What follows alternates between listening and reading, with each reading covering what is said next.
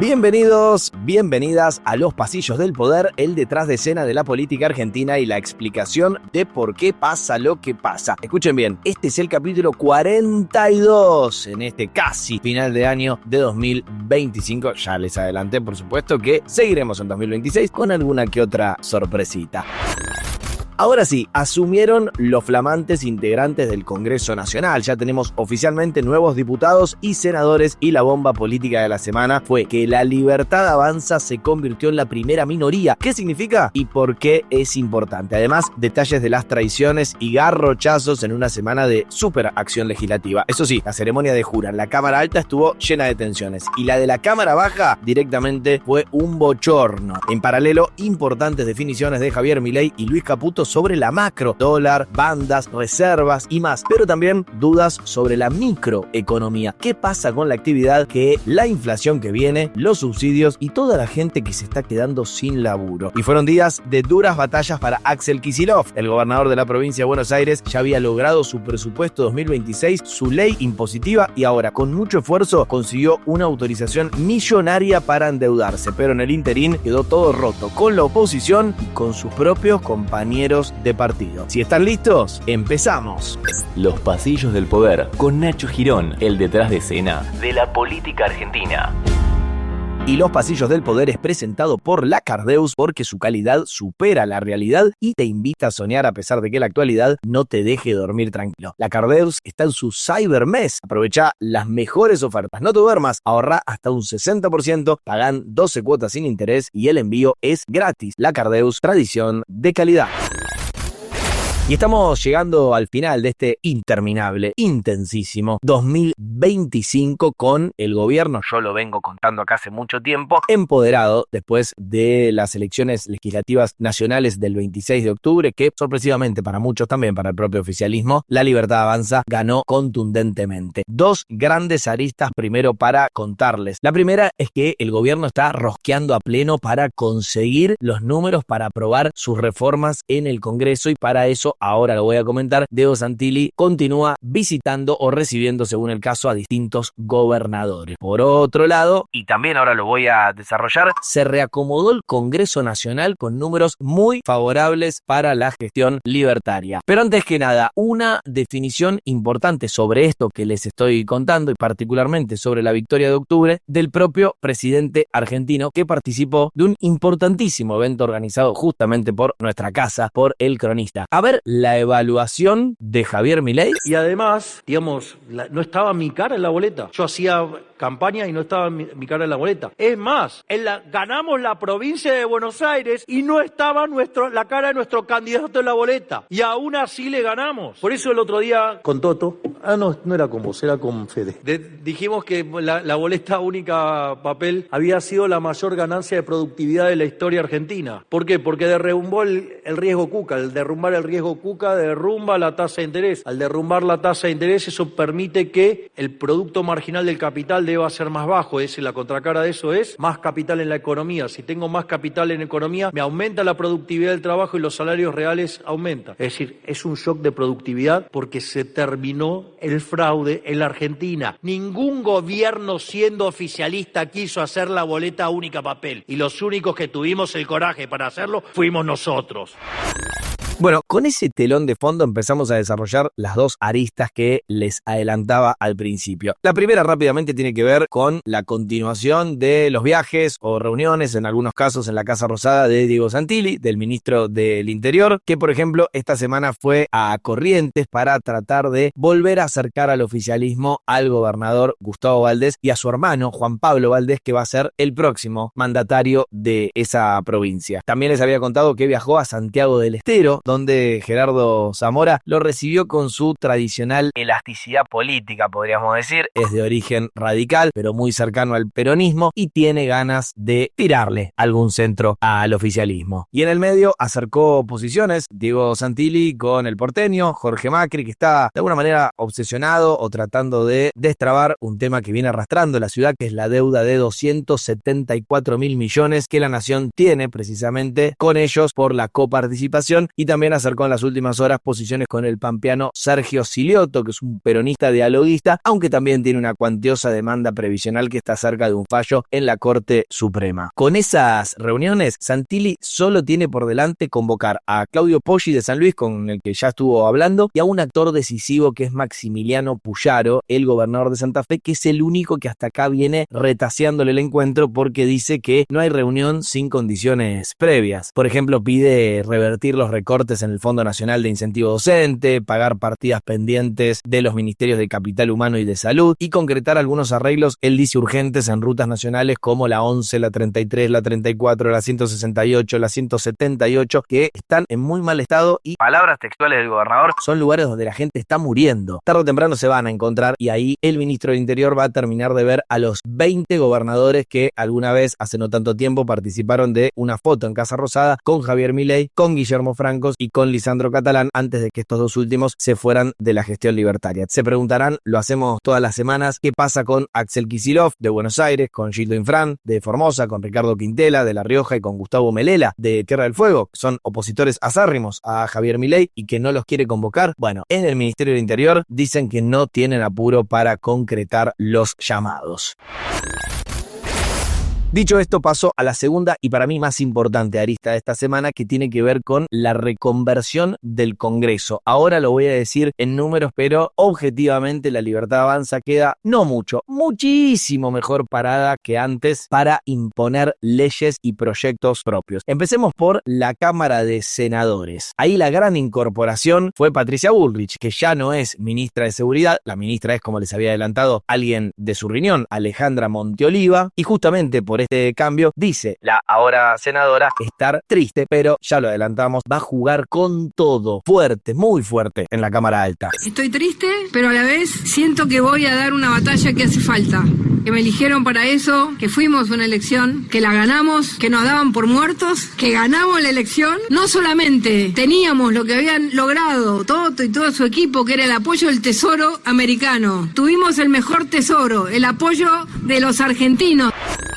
Ojo, como no podía ser de otra manera, ya la gestión de Bullrich en el Senado empezó con tensiones con la presidenta de ese cuerpo, que es Victoria Villarruel. En principio porque muchos empezaron a hacer discursos políticos durante la jura y habían prometido entre todos los actores del recinto no hacerlo. Y por otro lado porque algunos miembros opositores, sobre todo del peronismo, llevaron más invitados de lo que estaba habilitado. Siempre rápida para la polémica, Bullrich se quejó de esto y así empezó el vínculo entre ella y la vicepresidenta argentina. A todos nos dijeron, van 3 personas y nadie puede invitar a nadie más. Y de golpe aparecían de otros bloques, viste, de a 10, venían la familia y eran 10, y otros 8 y otros 15. Entonces vos decís, bueno, ¿cómo puede ser? ¿Por qué? ¿Por qué algunos tienen, viste, hay hijos y entenados? Colonitas. Y yo simplemente quise decir eso, como no me habilitaron el micrófono, después se lo dije personalmente.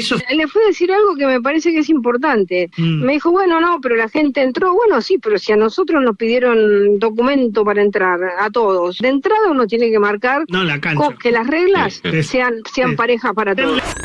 En la Cámara Alta, entonces, tensiones. En la Cámara Baja, un bochorno. Vamos de a poco. Primero con lo más relevante a nivel político. En ese lugar, la Libertad Avanza consiguió un verdadero batacazo y se los quiero dar con números específicos. El 26 de octubre a la mañana, es decir, antes de que fuéramos a votar para las elecciones legislativas, Javier Milei, la Libertad Avanza, tenía apenas 37 diputados nacionales. Esto lo comentamos mucho, un músculo político, legislativo particularmente, muy, pero muy flojito. Claro, después del cierre de los comicios y de la difusión del escrutinio, pudimos confirmar que la Libertad Avanza ganó en 15 provincias, por ende sumó 53 diputados y empezó el lunes 27 de octubre ya no con 37 bancas, sino con 82. Bueno, ¿cuántas bancas de diputados violetas tiene la Libertad Avanza hoy? 95 diputados. ¿Y por qué pasamos de 82 a 95? Bueno, porque hay que decirlo con mucha habilidad política. política. Creo que ahora están siendo más inteligentes los libertarios, particularmente en el Palacio Legislativo Nacional. Fueron arañando legisladores del PRO, de la UCR, hasta de Encuentro Federal, los que responden a las provincias, y lo que antes era músculo débil, como recién les decía, ahora parece un músculo más tonificado. Si a esos 95 violetas se suman legisladores que han manifestado en público y en privado querer colaborar con el gobierno nacional, a Javier Milei solo le faltaría un voto para llegar a los 129 y lograr quórum propio y mayoría en esa cámara, insisto, la Cámara de Diputados. Alguien me decía del ecosistema libertario, muy cercano al presidente, que ni en el mayor sueño húmedo, así me lo dijeron, ni en el mayor sueño húmedo hubieran imaginado un escenario en la Cámara Baja como el que terminó configurándose. Claro, les decía, la Libertad Avanza le pungueó legisladores a todos los espacios, pero sobre todo al PRO. De hecho, en los últimos días se sumaron a los violetas 3 diputados amarillos. Por ejemplo, los santafesinos Verónica Racini o Alejandro Bongiovanni, pero también como la porteña Silvia Los Penato cumplió su palabra y va a asumir su mandato de legisladora porteña, la que la reemplaza es una bullrichista que se llama Lorena Petrovich. Y entonces las filas libertarias se engrosaron aún más. En total, la Libertad Avanza le robó 8 al PRO, 3 a los radicales y 1 a Encuentro Federal, es particularmente Francisco Morcho de Entre Ríos, que también pasó a la Libertad Avanza. La contracara es lo que está pasando en el peronismo. Unión por la Patria o Fuerza Patria, como se llama ahora, tenía el bloque más numeroso de la Cámara Baja con 96 integrantes, pero como les decía, ahora pasó al frente la Libertad Avanza. ¿Con cuánto se quedó el peronismo? Con 93 legisladores. Y esto fue posible por movimientos como los del gobernador de Catamarca, Raúl Jalil, que rompió con ese peronismo para sumarse a un armado federal junto con los mandatarios de Salta, de Misiones, de Tucumán, que armaron bloques propios. No se sabe si van a votar todo con el oficialismo, pero la sola escisión justamente de Fuerza Patria hizo que el peronismo se quedara con menor número de legisladores y que la Libertad Avanza pasara al frente. Recuerden que algo parecido había hecho Osvaldo Jaldo, el gobernador peronista de Tucumán, que confirmó que sus legisladores se quedan también en un bloque aparte que se llama Independencia. ¿Cómo quedó el PRO en la Cámara Baja? Bueno, después de estas fugas de legisladores amarillos, quedó con apenas 12 diputados propios. Pero de todas maneras, el bloque comandado por Cristian Ritondo va a armar un interbloque con algunos diputados de la UCR y un par de diputados del MID de Oscar Sago, además de un par de átomos sueltos como el santacruceño José Luis Garrido y una radical de la provincia de Buenos Aires que es Karina Banfi, que armó un monobloque. ¿Cómo queda la UCR en cambio? Sí, mejor ni les cuento porque prácticamente ya no tiene legisladores, está muy pero muy disminuido ese espacio. Algo de esto destacó Luis Toto Caputo, el ministro de Economía, que también en el evento de líderes organizado por El Cronista reflexionaba lo siguiente. Ayer se confirmó, somos la primera minoría en la Cámara de Diputados. Es decir, que no solo va a ser más sencillo pasar las reformas que queremos pasar, sino que además se terminó esa amenaza de los pueden voltear, esa amenaza de no pueden vetar algo. Entonces, el hecho de que ahora tengamos una primera minoría en la Cámara de Diputados facilita mucho de todas las cosas que nosotros queremos hacer. Y ya que estamos hablando del Congreso, quiero hacer doble clic en el espacio de Unidos. Así se llama la bancada que va a unir a todos los legisladores de Provincias Unidas, este espacio que crearon los gobernadores de Santa Fe, de Chubut, de Córdoba, de Jujuy, de Corrientes y de Santa Cruz, aunque finalmente no todos pusieron a sus legisladores ahí, y que van a hacer un interbloque con Encuentro Federal y con la Coalición Cívica. Ellos dicen un espacio federal, republicano, con una agenda que está centrada en la producción y en la gestión de los gobiernos provinciales y que tiene algunos pesos pesados adentro. Por ejemplo, Gisela Scaglia, que viene de ser la vicegobernadora de Santa Fe, va a ser la jefa de bloque, Miguel Ángel Pichetto, el ex gobernador de Córdoba, Juan Schiaretti, Martín Lustó o Maximiliano Ferraro están, insisto, en esas filas. Hasta acá la parte política dentro de lo que pasó en la Cámara de Diputados. Pero ahora me tengo que meter obligadamente, y quiero decir algunas cosas al respecto, con el circo que implicó la jura formal de esos legisladores. Poné de fondo, por favor, los abucheos constantes que hubo entre oficialismo y oposición. Entonces, bueno, ¿Se dan cuenta? Gritos de un lado, respuestas del otro, insultos, malas palabras por doquier, lo que se dice un clima de cancha, no de palacio legislativo. Una jornada, la de la asunción de los nuevos diputados, que dejó de todo, algo bastante llamativo y condenable, por ejemplo, como si faltaran episodios que generaran controversia, de Gerardo Cipollini, un radical de Chaco que tuvo que presidir la sesión antes de que asumieran las nuevas autoridades porque era formalmente el legislador con más años encima en el Congreso, al que le quedó el micrófono abierto y empezó a propinar piropos a algunas legisladoras de la oposición. Escucha. Che, qué buena que... Che, pero qué buena que está la peluca. Sí, dijo qué buena está la peruca por una peronista que estaba asumiendo. Él después negó esta situación y dijo que el audio fue tocado. Lo dejo asentado, pero déjenme dudar, porque ahora se puso de moda decir que todo, absolutamente todo lo que no le conviene a un político es culpa de la inteligencia artificial. Cecilia Moró, del bloque de Unión por la Patria, es decir, de la oposición y muy cercana a Sergio Massa, recogió el guante y le tiró varios dardos a Cipollini. Las mujeres somos mucho más que un buen culo, un cuerpo, somos cabeza, somos corazón, somos idea, somos coraje y somos perseverancia por nuestra accionar adentro de esta Cámara. Le pido con toda humildad al diputado Cipollini que pida disculpas por esta declaración pública.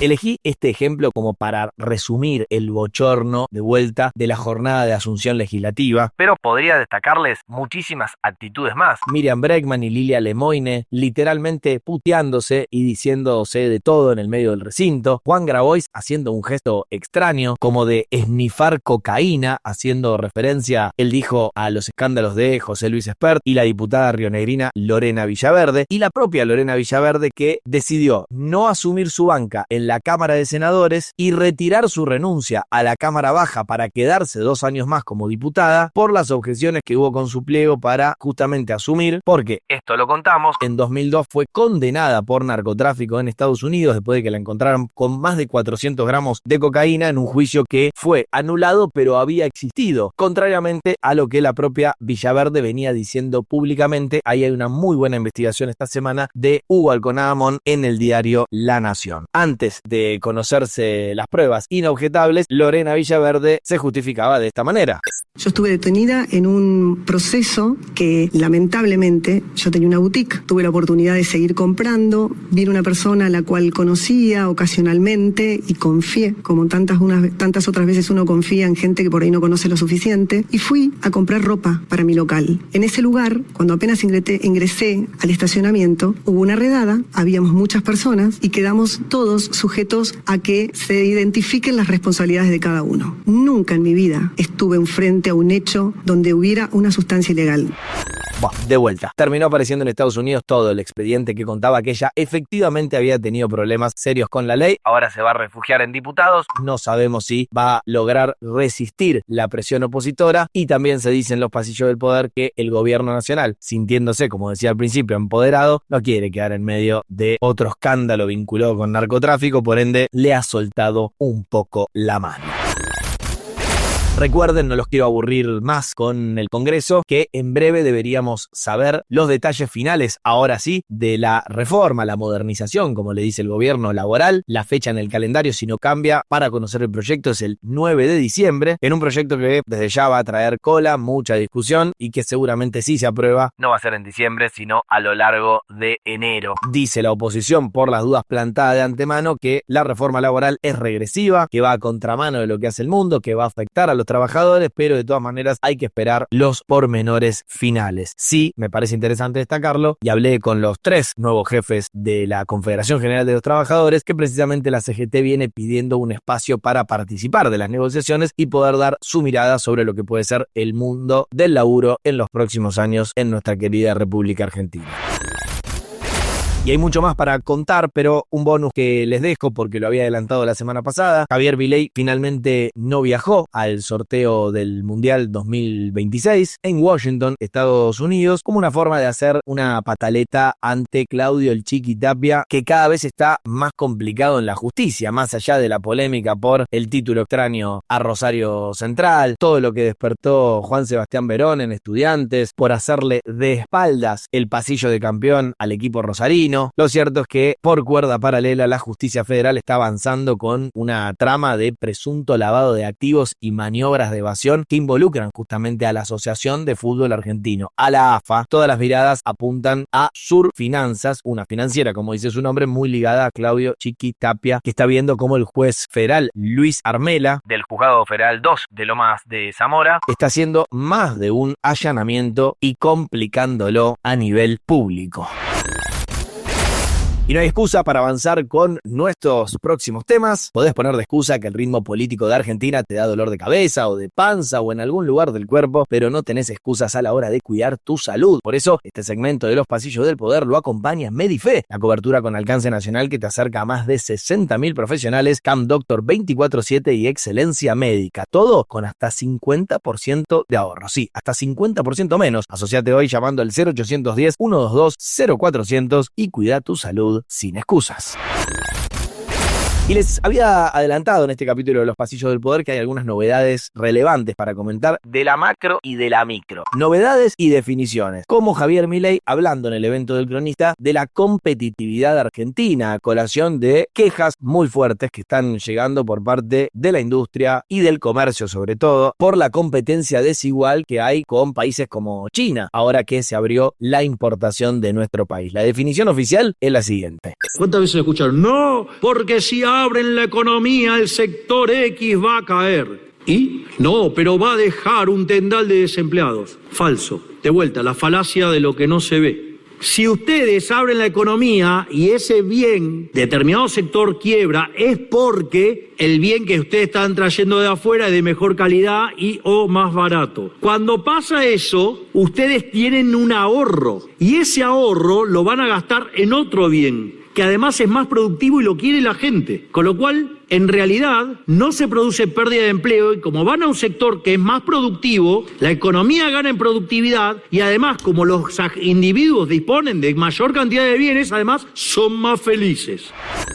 Y Javier Milei también habló de las famosas bandas de flotación cambiaria. El presidente las sigue defendiendo. ¿Para qué están las bandas? Las bandas están para ponerle un límite a la volatilidad. Es decir, para que el argentino se levante y el tipo de cambio no puede ser cualquier cosa. ¿Por qué? Porque viene de 90 años de que lo estafen. Entonces, ese es el motivo de las bandas. Y como nosotros creemos en la libertad, digamos, las bandas se abren en el tiempo. Es decir, en algún momento, digamos, las bandas van a estar tan abiertas y el relativo del precio de mercado de las bandas, digamos, va a hacer que sea un tipo de cambio libre. Pero ustedes no pueden pretender ganarle una carrera a Ben Johnson si recién están aprendiendo a gatear. Y otro tema muy importante que el oficialismo quería dejar asentado ante el círculo rojo económico es qué pasa con la acumulación de reservas. Bueno, en este caso también en el evento del Cronista, Luis Toto Caputo, el ministro de Economía, dijo que no van a comprar reservas como loquitos.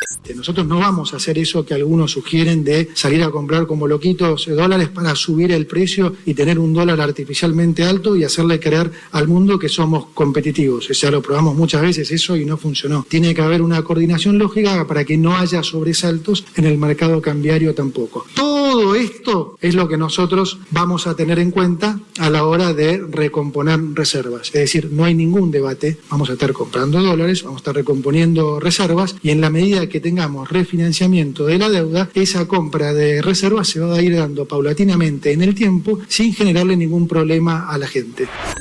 Dicho sea de paso, les digo que en estas horas el Fondo Monetario Internacional otra vez encendió una señal de alarma sobre la economía argentina porque la vocera del organismo, que es Juli Kozak, ya anticipó que nuestro gobierno no va a llegar a cumplir justamente lo que decíamos recién, la meta de acumulación de reservas pactada para este fin de año y le viene reclamando medidas más contundentes para reforzar las siempre golpeaditas arcas del Banco Central. Y todas estas definiciones las quiero ir mechando con situaciones de la micro. Recuerden que acá les hablé del estimador mensual de actividad económica, que no dio tan mal como algunos esperaban, pero yo se los aclaré, es verdad que si retirás el componente que tuvo mucho crecimiento de intermediación financiera, que no genera mucho dinamismo en la economía real, la actividad está en noviembre de 2025, al menos ese es el último dato cerrado de la estadística, en un nivel similar a noviembre de 2023, es decir, no hubo demasiado crecimiento, sino sino estancamiento. Y esto lo podemos unir muy concretamente a los problemas que viene habiendo justamente en la economía real. Hay, según el caso, cierre de algunas sedes o despidos de trabajadores en empresas importantes como Essen, la famosa marca de las ollas, o Whirlpool, o General Motors, o Yorgalos, o Frávega, o ATN Platex, o Dana en San Luis, o Jaguar, o la Suipachense, que entró en quiebra. Son muchos los ejemplos que por goteo marcan que Javier Milei algo va a tener que hacer en 2026 sobre este tema, más allá del deseo de la sociedad de, al menos con el telón de fondo de las elecciones legislativas, no retroceder, apoyar la línea gruesa de las ideas de Javier Milei, pero seguramente también pedir algún horizonte de bienestar que permita mejorar nuestros bolsillos. Y en este sentido también es muy importante marcar que en breve, en unos 10 días, vamos a conocer la inflación del mes pasado, que probablemente otra vez esté en un 2, algo por ciento, es decir, con un gobierno que no logra perforar ese número y con una posible tensión por la aceleración de los precios de algunos alimentos. Mientras, obviamente, ya vamos monitoreando qué pasa con la inflación del último mes del año, de este diciembre, teniendo en cuenta que, como todos los meses, trae aumentos bajo el brazo. Aumentaron las prepagas entre 2,1 y 2,5%, aumentaron las tarifas de luz y gas, sobre todo el componente de distribución, 3,5% en Edesur, 3,6% en Edenor, 3,8% en Metrogas. En el AMBA subió el transporte 4,4%. Los bondis que circulan particularmente en la provincia de Buenos Aires van a tener un 14,8% de aumento. Esto le generó muchísima polémica a Axel Kicillof. El subte ya se fue a 1.207 mangos y, atención con esto, en este contexto, el gobierno ya anunció que va a aplicar un nuevo esquema de subsidios en luz, gas y garrafas desde 2026. Ya no va a haber una segmentación por niveles y va a haber un solo régimen simplificado. Va a haber apenas dos categorías: hogares que van a recibir asistencia estatal y hogares que van a afrontar el costo pleno de la energía. ¿Cuánto tiene que ganar tu hogar para seguir recibiendo subsidio? Bueno, menos de 3.641.397 pesos. Si tu hogar tiene ingresos superiores a ese número, que la verdad tampoco es tan alto, se te van todos los subsidios. Obviamente el gobierno quiere transparentar el precio real del servicio, aumentar la proporción del gasto que van a asumir los usuarios, consolidar su disciplina fiscal, pero por supuesto, con todo lo que les vengo contando, hay que ver cómo esto repercute en los bolsillos del ciudadano de a pie. Y ya que estamos hablando de economía, algo que les había vendido que quería desarrollar tiene que ver con los problemas que ha venido teniendo el gobernador de la provincia de Buenos Aires por el presupuesto 2026 y por la ley impositiva, en un principio que después de mucha rosca, esto ya se los conté, terminaron siendo aprobadas por la legislatura bonaerense, pero el gran escollo final fue el pedido de endeudamiento que hizo Axel Kicillof por 3.685 millones de dólares. Y Kicillof tuvo problemas con la oposición, pero viene teniendo también muchos problemas con su propio espacio político, que no les obliga. En este caso puntual, el endeudamiento, estuvieron un poquito más mansitos, pero los problemas de fondo entre las tribus peronistas siguen y muy fuertes. Esto decía Axel Kicillof antes de lograr el endeudamiento, cuyos detalles enseguida les cuento. No estamos pidiendo fondos extraordinarios, nada diferente de lo que piden y necesitan las provincias para sostener su funcionamiento. La provincia de Buenos Aires, para quienes hablan de gastos desmedidos, los que hablan de falta de algún criterio que hoy prima sobre las cuentas públicas, y desafío a cualquiera de los que hablan pavadas, la provincia de Buenos Aires es la que menos gasto público tiene por habitante, por lejos. Somos la provincia más austera. A veces es un costo altísimo porque son prestaciones que no llegan.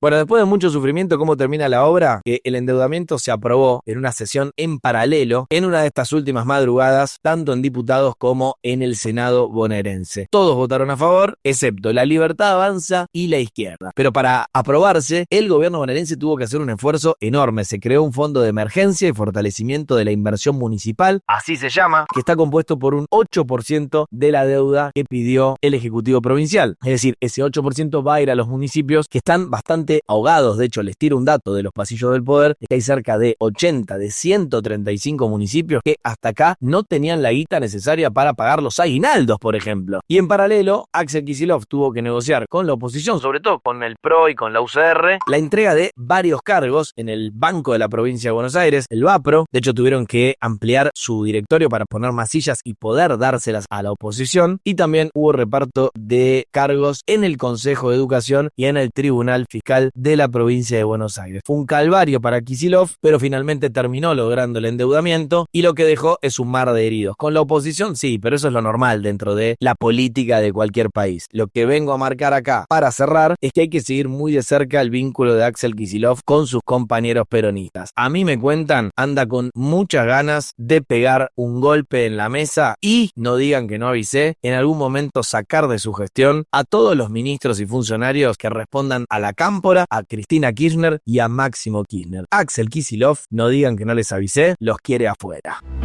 Y así llegamos al final de otro capítulo de Los Pasillos del Poder, el detrás de escena de la política argentina y la explicación de por qué pasa lo que pasa. No se olviden de seguirnos, no se olviden de activar la campanita y si les gusta, no se olviden de recomendarnos, así seguimos creciendo juntos en esta comunidad. Chau, buen inicio de diciembre y hasta la semana que viene.